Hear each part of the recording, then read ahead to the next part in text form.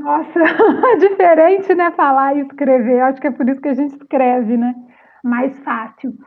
Esse poema surgiu num momento que eu estava bastante interessada e envolvida com a escrita da poesia de novo. Assim, porque eu acho que todo mundo que escreve, não sei, estou falando a partir da minha experiência, tem fases, né? Então, tem fases que a gente escreve muito, tem fases que a gente escreve menos, tem fases que a gente escreve mais poesia, tem fases que a gente escreve outras coisas. Eu, por exemplo, estou num momento que eu não estou escrevendo poesia, desde a quarentena, assim, do início, eu escrevo mais crônica e estou agora com a tese, que é outro tipo de escrita, estou bem distante da poesia.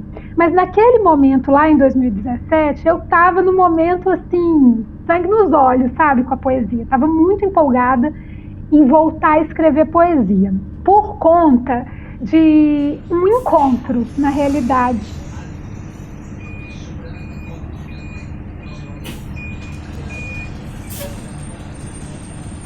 que se deu não com um livro, mas com um filme.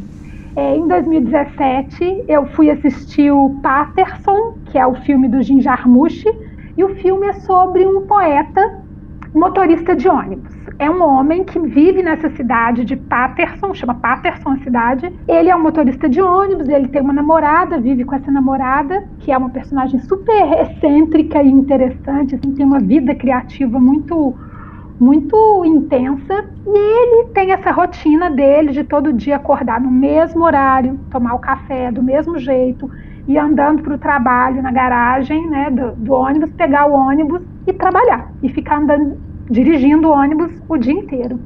Só que ele é poeta também.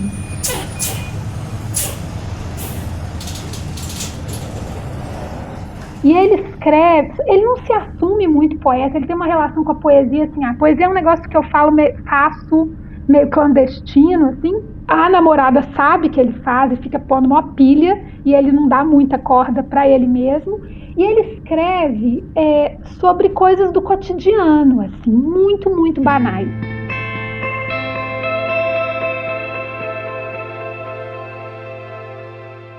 Então eu lembro que um dos poemas do livro não, do filme, ele está tomando café, assim, esperando o café ser feito, né, sentado na cozinha, e ele pega uma caixinha de fósforo e começa a olhar para a caixinha de fósforo, fica ali olhando, aí ele vai andando para o trabalho, pensa em alguma coisa, aí tem um cruzamento, assim, na hora que ele já está dentro do ônibus, ele pensa em outra, aí de repente ele escreve um poema que junta todas essas cenas, que são muito da cotidianidade, da domesticidade dele. É muito comum, é muito simples.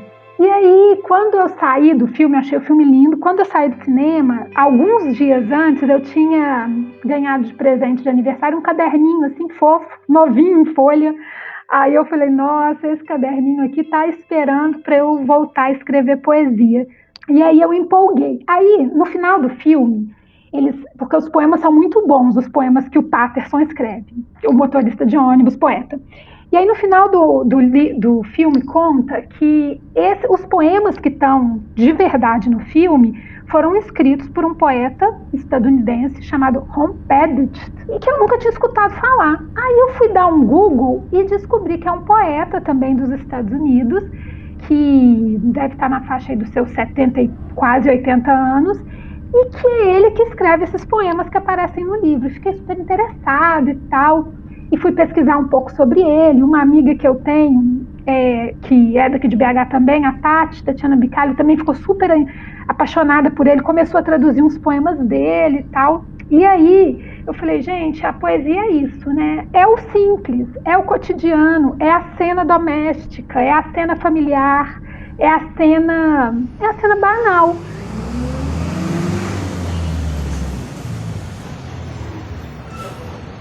Né? Só que transformada em poesia. E aí eu peguei e comecei a escrever muitos poemas. Esse caderninho tá cheio de poemas. Era um momento também que eu estava trabalhando menos, sabe? Eu fiquei pensando nisso. Como que a minha produção, esse jato que vem assim, né? Tá totalmente relacionada com o tanto que eu estou trabalhando. Tem momentos que eu estou trabalhando tanto, eu fico tão cansada que eu não consigo escrever assim, poesia ou literatura ou ficção, porque suga energia, né? E nesse momento eu estava trabalhando menos, estava ficando mais tempo em casa, então eu também, o fato de estar mais tempo em casa e trabalhar menos faz com que você olhe para as coisas também com mais calma, que eu também acho que é outra característica de escrever poesia. Você precisa de tempo, né? A pressa é uma coisa difícil. Aí eu lembrei, porque uma coisa leva a outra, de um livro de poesia que eu tenho em casa e que não achei ele até hoje, de um outro poeta americano-estadunidense, que é o Wallace Stevens, que é contemporâneo de um poeta que é o William Carlos Williams, que é um poeta estadunidense que nasceu na cidade de Paterson. E esse Wallace Stevens nunca me pegou, sabe? Nunca me bateu. Enfim, é aquela coisa, né? Você tenta ler, principalmente quando você está começando a escrever, você vai lá ver como que o cara escreve. Deixa eu ver esse negócio, o modelo. O que tem ali que me interessa? Eu comprei o livro, uma edição antiga, Companhia das Letras, não me bateu. Aí, por causa disso, eu lembrei do Wallace Stevens e peguei o livro na minha biblioteca. E eu tenho um filho pequeno, né? Que é o Joaquim, que hoje nem é tão pequeno assim, na época ele tinha 3 anos, e às vezes eu leio muito para ele, sempre li, agora ele já lê sozinho, ainda leio, mas ele já aprendeu a ler, e eu estava com esse livro no quarto dele, lendo as coisas que eu lia para ele, mas eu gosto de fazer isso às vezes, assim, pegar um livro de poesia aleatoriamente, abrir numa página e ler. E aí eu li, tem o famoso poema das peras, que ele fala das peras. Aí eu terminei o poema, da leitura do poema, e falei, a minha fruta favorita é a tangerina. Aí ele falou, a minha fruta preferida também é a tangerina. Aí eu falei, e estava nesse momento que eu narro no livro, assim, por isso que tem esse título, Édipo Rei, né? Ele é um menino, né, 3 anos, ele estava nesse momento de muito espelhamento, sabe? Assim, muito grudado, e de muito espelhamento, assim.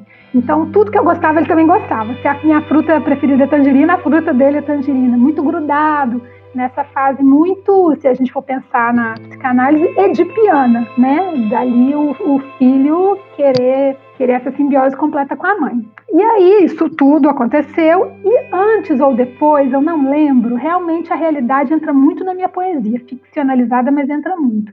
Teve uma festa na minha casa, e eu falei, Joaquim vai ficar na festa até a hora que eu achar correto, depois põe ele para dormir, né? Mas ele estava lá super empolgado, aquele tanto de adulto na casa dele, festa e tal. E eu estava arrumada, maquiada, de batom, estava com uma amiga do lado que ouviu essa frase, e teve um momento que ele me abraçou e falou essa frase tão impactante, né? Mamãe, eu quero seus lábios.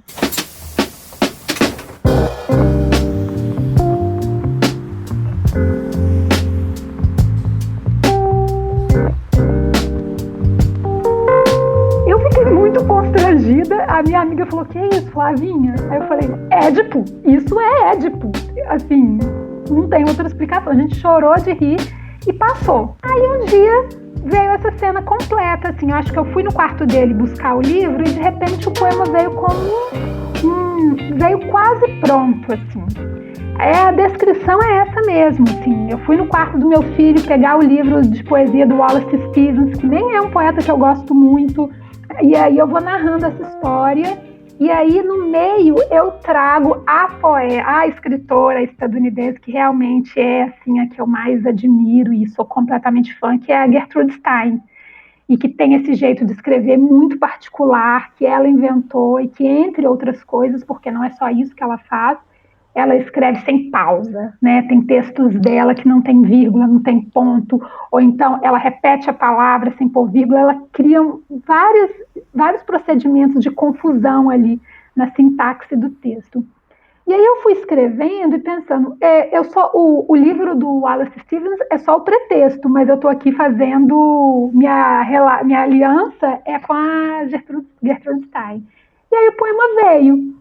Na época eu estava lendo muito o Deleuze e o Guattari. E aí eu fiquei, tanto que eu falei, né, vai se chamar anti-édipo, né, tipo assim, contra o édipo, né. Só que depois eu falei, gente, não é contra o édipo, assim, porque é muito edipiano esse poema. Essa frase final é muito edipiana. E aí eu deixei mais em homenagem à literatura, né, ao Sófocles, assim, o Édipo rei, assim, né? Esse também porque esse filho, ele é o rei ali, né? Naquele momento da existência da mãe, ele tem um papel muito central também quando é pequenininho, né? Ele é um pequeno reizinho, assim. A gente fica tentando não criar um rei muito déspota, né? Mas com 3 anos a criança é muito o centro do universo da mãe. Então é aí que foi assim que o poema juntou todas essas cenas e virou o Édipo Rei. Esse poema aí, que tá no Mulher Bomba, né? Até peguei aqui. Eu gosto de chamar de blocão, sabe? Ele sempre teve esse formato. Eu escrevo de um jeito na página que eu não vou até o final da página. Qualquer coisa, eu posso estar escrevendo uma carta, eu posso estar escrevendo... Eu não vou até o final da página. Os meus textos, eles param antes. E eu acho que esse poema não tem como muito ser inverso, justamente por causa dessa respiração. Não é nem dessa respiração que falta, é desse fôlego que precisa ter para ler, assim. Eu queria que ele fosse um plano contínuo, assim, sabe? Como se fosse uma câmera de cinema entrando no quarto e mostrando sem cortes, assim. Então eu não quis pontuar. E também por conta da relação de homenagem e admiração com a Gertrude Stein. Ele foi relativamente rápido, mas eu comecei com a imagem inicial. Eu esqueci o livro de poemas do Wallace Stevens no quarto do meu filho. Eu comecei com essa imagem, eu esqueci o livro de poemas do Wallace Stevens no quarto do meu filho. Aí depois eu fui trabalhando nele, até chegar no final. Eu acho que eu demorei 2 dias, eu não demorei mais do que isso. Assim, porque no próprio caderninho eu vejo que está muito próxima uma versão da outra. Quando eu escrevo várias versões, eu vou vendo que isso vai se transcorrendo pelas páginas. Às vezes, é muito comum eu escrever poema de supetão mesmo e depois só editar. Ou então ficar caçando assim, uma última frase ou o título, sabe?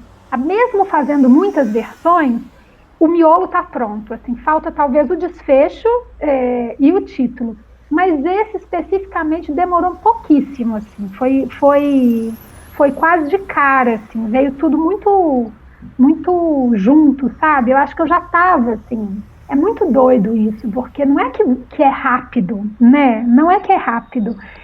O processo de escrever, ele é tão demorado que ele é intangível, eu acho. Então, assim, eu já estava há muitos meses vivendo essa sensação do Édipo muito forte na minha relação com meu filho, desse interesse pela poesia norte-americana e essa retorno da poesia. Também já estava vivendo há muitas semanas esse interesse pelo doméstico, pelo pequeno, pelo de dentro da casa, pelas coisas menores, e aí de repente veio, né? Só que não, porque estava sendo construído aí nesse outro lugar que a gente não sabe muito bem onde é, né? Qual é?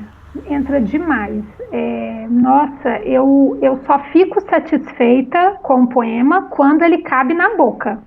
Mesmo eu não sendo uma pessoa que leio publicamente meus poemas em voz alta, é muito raro. Agora eu estou lendo mais e estou até estudando poesia falada, estou muito na pira com essa coisa de falar os poemas e sou apaixonada por quem sabe ler e falar seus próprios poemas. Mas enquanto ele não funciona na boca, assim, ele não está pronto para mim. Porque eu acho que o ritmo, que é para mim, é uma das coisas mais importantes da escrita, nem é só da poesia. Para mim o ritmo é importante em toda a escrita.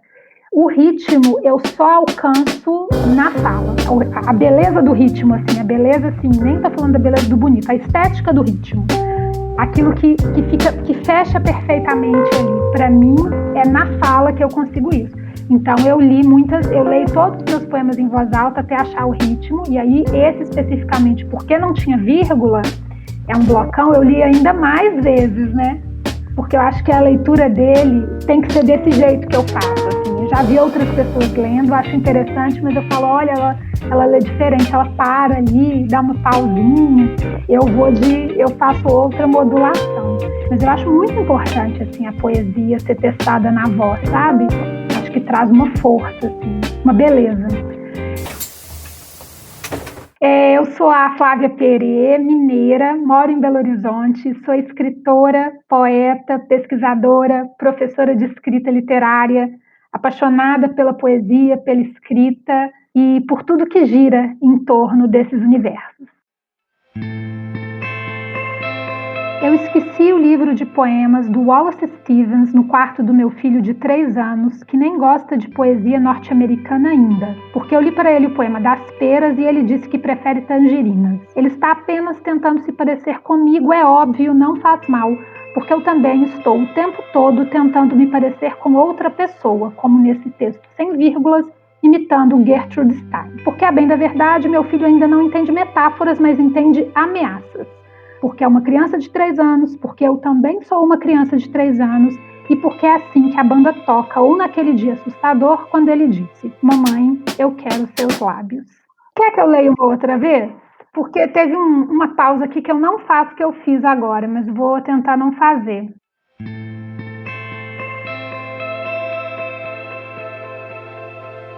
Eu esqueci o livro de poemas do Wallace Stevens no quarto do meu filho de 3 anos, que nem gosta de poesia norte-americana ainda, porque eu li para ele o poema das peras e ele disse que prefere tangerinas. Ele está apenas tentando se parecer comigo, é óbvio, não faz mal, porque eu também estou o tempo todo tentando me parecer com outra pessoa, como neste texto sem vírgulas, imitando Gertrude Stein. Porque, a bem da verdade, meu filho ainda não entende metáforas, mas entende ameaças.